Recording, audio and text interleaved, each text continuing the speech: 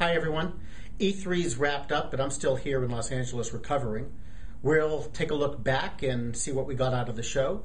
We'll talk about some good signs for hiring in the third quarter, and Ruby on Rails developers are needed in Boston.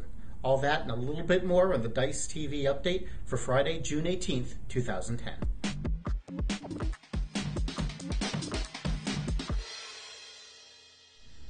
So like I said, E3's wrapped up. About 50,000 people went through the LA Convention Center during the last few days.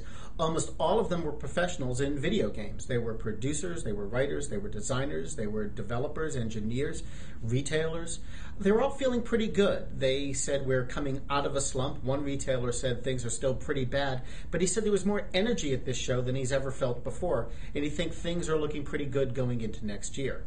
One good piece of news, people are hiring. They're looking for developers, they're always looking for testers, and they're looking for people with core tech skills who can keep even the most complicated equipment running. Because like one guy said to me, even the really important stuff and the complicated stuff breaks.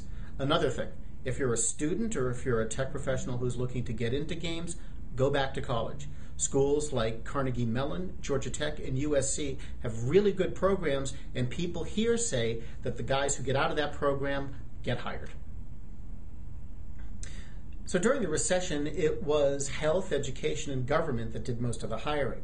Now it looks like those sectors may slow down a little bit and let others step up to add jobs. Manpower did a survey and found 18% of the organizations it talked to expect to do moderate hiring during the third quarter.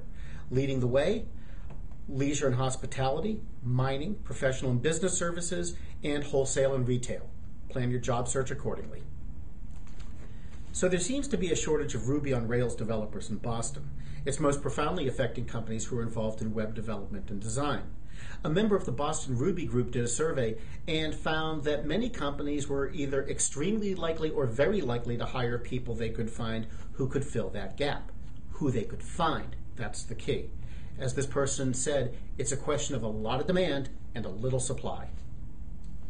So during E3, I managed to get an interview with one of the big people in games. You may not know his name, but you're certainly going to recognize him. Let's watch. So are they hiring stormtroopers? Can you give me an idea of some of the qualifications you need to get in?